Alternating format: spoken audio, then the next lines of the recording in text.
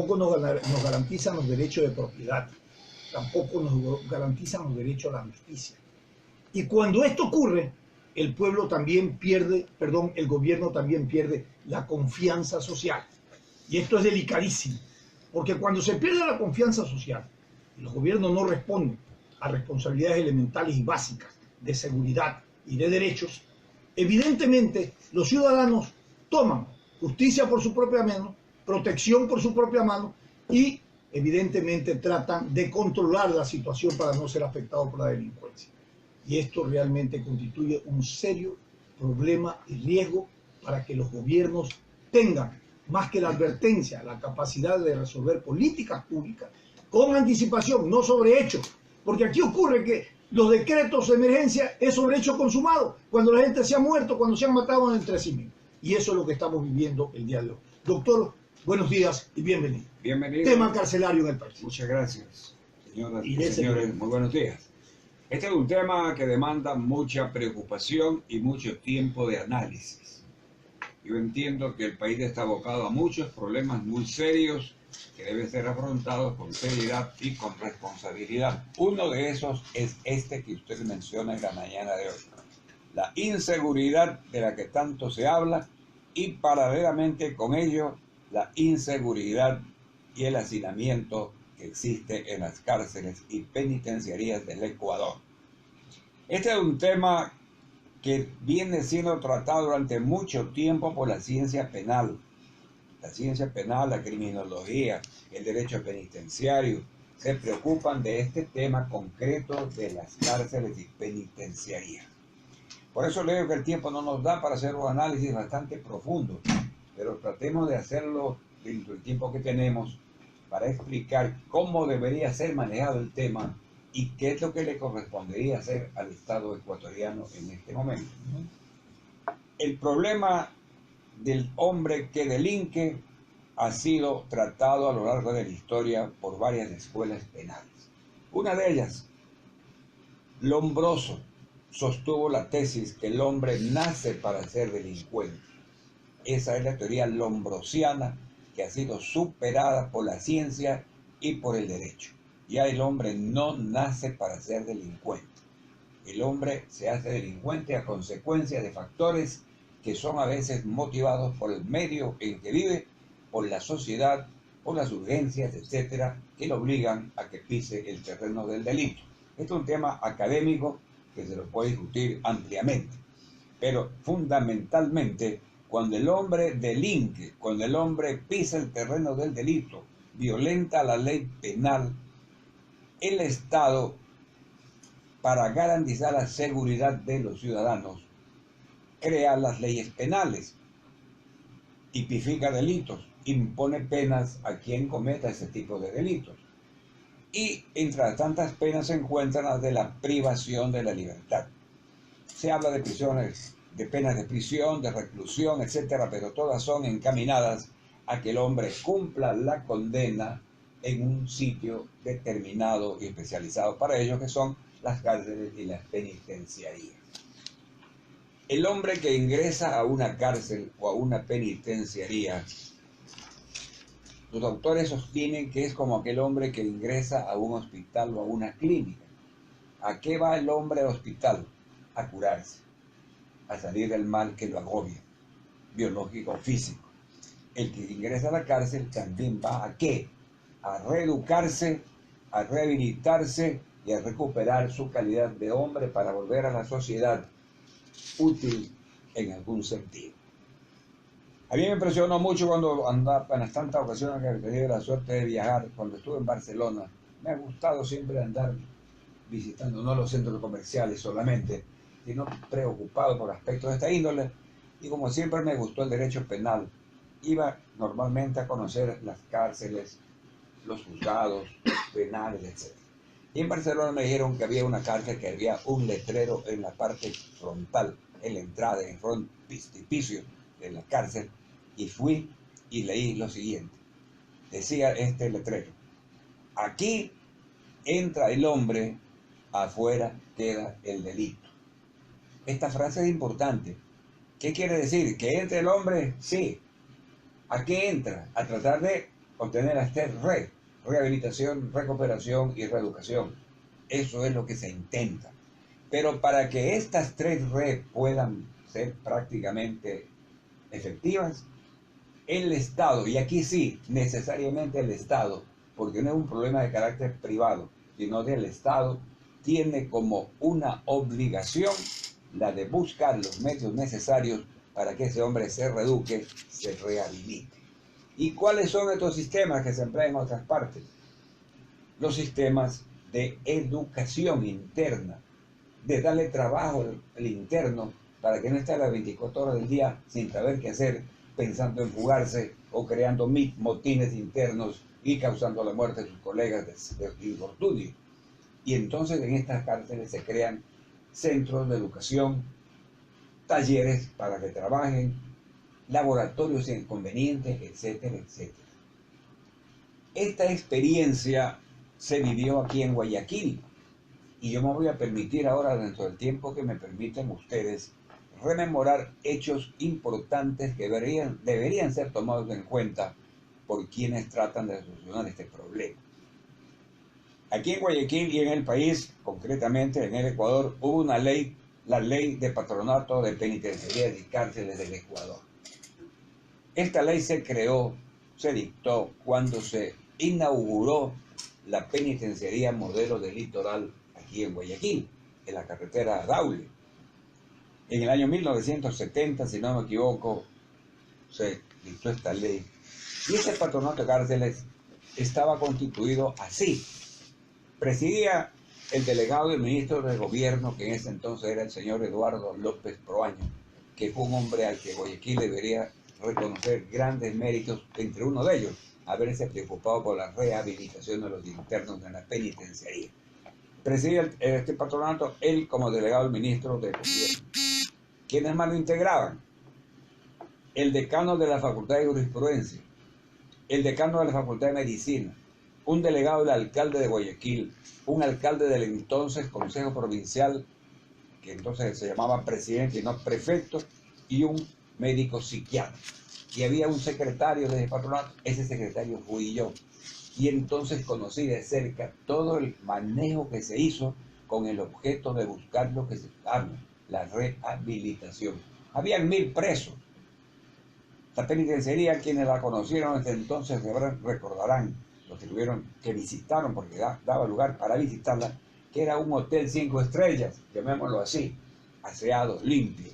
El señor López Proaño viajó al Canadá y Estados Unidos y trajo de allá todo el implemento necesario para la cocina, ollas, sartenes, etcétera, etcétera, cocinas. Era una cocina elegantísima. Invitábamos a gente de Guayaquil y del país para que vayan a verla, conocieron a fondo esto. Internamente, ¿qué había? Un departamento de diagnóstico y de evaluación. No había entonces computadora, todo era a mano, pero la gente que trabajaba ahí tenía la tarea de llevar ordenadamente la vida de cada uno de los internos. Y si llegaban jurando de tal, le sacaban la hoja y ahí estaba su vida, su conducta, su comportamiento, qué había hecho, qué no había hecho. Había una iglesia destinada para la gente que creía en la religión católica y otra para los protestantes. Y los católicos iban a esa iglesia y los otros a la otra. Y se establecieron talleres de carpintería, talleres de metal mecánica. Empezaba ya la computación a aparecer y habían atisbos de esto y se establecieron talleres con ese propósito. Es decir, que había una ocupación para esta gente. Y lo más importante, esto hacían ciertos trabajos manuales en sus talleres y salían a vender a las familias, o el propio patronato se encargaba de vender en sitios comerciales de Guayaquil. Y lo que se vendía, el producto económico de esa venta, se abría una libreta de ahorro para el interno. Entonces el interno tenía una libreta de ahorro en un banco de Guayaquil, de esta ciudad que no me acuerdo cuál era, en donde había una cuenta de ahorro. Iban depositando ahí la plata que le producía el trabajo que habían realizado. Y cada cierto tiempo, cada 15 días, ellos disponían que de su trabajo le entreguen a la mujer, a la conviviente, a la madre, al hermano, etcétera, a un familiar designado por esta persona interna, que así se llamaban los presos internos, para que retire del patronato dinero producto del trabajo pariente que estaba preso. Esto era impresionante. Cuando se acercaba la mujer, la amante, la conviviente, a retirar dinero producto del trabajo del hombre que estaba preso. Y cuando él salía en libertad, el patronato hacía una ceremonia como de graduación, indicando que salía en libertad, y entre las tantas cosas que hacía, le entregaba el saldo de la libreta de ahorros que le había quedado como consecuencia del trabajo que había efectuado. Le decía, vaya a trabajar a tal parte. Vaya a trabajar con eso. Pero más aún, hay un trabajo interesante. Cuando ya estaban los internos cercanos a salir en libertad, ya ves, cumplía su condena, ya se sabía. Habían 6 u 8 meses que le faltaban para que salga, y de acuerdo con el diagnóstico que le daba al departamento respectivo, el patronato se reunía y decía, oye, ¿qué hacemos con esto? Lo reunían. Ustedes van a estar libres después de 8 meses, 6 meses. ¿Tienen a dónde ir a trabajar cuando salgan de aquí? ¿Tienen ubicación? ¿Pueden buscar trabajo para cuando salgan de aquí ir a trabajar? Sí, tenemos posibilidad. ¿A dónde? ¿A dónde? Cada uno ponía. Yo tengo un compadre, un amigo, un compañero, etcétera, etcétera, que me ha ofrecido trabajo. El trabajador social iba a esos sitios previamente a verificar si efectivamente este señor conocía al interno y si le iba a dar trabajo y le garantizaba el trabajo. Sí. Entonces, ¿qué se hacía? Había un camión, un bus del patronato que salía con esta gente todos los días a las 7 de la mañana de la penitenciaria, kilómetro 20 y pico de carretera Daule, al Parque Centenario con 10, 12 internos, y ahí se quedaban estos y salían a buscar a la persona que les había ofrecido dar trabajo para confirmarle que iban a salir en tal fecha. Y a las 5 de la tarde regresaban al Centenario para estar nuevamente de retorno a la penitenciaría. No se fugaban. Increíble, pero cierto. ¿Qué había ahí? Un plan de rehabilitación. Eso. Se le daba a la gente la posibilidad que sepa que salía libre, que iba a tener trabajo y que ese trabajo iba a vivir. Este fue un trabajo impresionante. Tuvimos la oportunidad de contar en ese entonces con un psiquiatra de la calidad de Carlos Ayala Cabanilla. La gente tal vez no se acuerda ni lo conoce, pero Carlos Ayala Cabanilla fue un gran psiquiatra que tuvo el Ecuador, un hombre de una cultura extraordinaria. Él se encargaba de revisar la conducta de cada uno de los internos para saber qué manifestaciones tenía, si cumplía con reglamentos, si no cumplía, si era arisco, si era bravo, si creaba problemas, si era tranquilo. Todo eso lo analizaba él para determinar qué conducta tenía y cómo tenía que ser conducido. Esto que yo cuento aquí no es cuento, esto es historia vivida. Lógicamente han pasado tantos años que la gente se ha olvidado, pero yo creo que es necesario rememorar estos acontecimientos. ¿Para qué? Para que se haga una verdadera política de Estado en el Ecuador. Yo no creo que con estados de emergencia ni con estados de excepción se arreglan los problemas. La ciencia penitenciaria determina que la policía no tiene por qué estar dentro de las cárceles, y menos las Fuerzas Armadas. Cada una cumple sus funciones. ¿Quiénes deben estar a cargo de esta gente? Guardianes, guías, preparados, con directores de cárcel y penitenciaría que sean gente preparada. Pero aquí lamentablemente, posiblemente con excepciones, se nombran guías y directores de cárcel al primer hijo de vecinos, perdonen la expresión, sin antecedentes, sin concepto y sin conocimiento de lo que es manejar los grupos humanos como los delincuentes. No es como ir a dirigir una escuela, un bedel o un inspector en un colegio de mujeres. No, son hombres con problemas serios, por eso están internos y condenados a cumplir una condena. Entonces se demanda un hombre, director o directora, que sepa de ciencia penitenciaria, que sepa de criminología, que sepa de sociología, que sepa de estadística, pero no cualquiera que llegue a ser director porque es compadre del ministro de gobierno. No, guías tienen que ser, y eso había en esa época, una escuela para guías se empezó a organizar, para que vayan ahí gentes a las que se iba a preparar en el manejo de la gente que estaba cumpliendo una condena. Yo quiero, con motivo de esta conversación, y luego con el problema grave que se presenta porque está agudizándose, están habiendo motines internos, están habiendo asesinatos en las cárceles, y este problema no solamente es del Ecuador. Brasil acaba de tener un problema serio, 57 muertos en una cárcel, en Venezuela ni se diga, porque no hay una política de Estado orientada a la rehabilitación del interno. Eso es lo que tiene que prevalecer.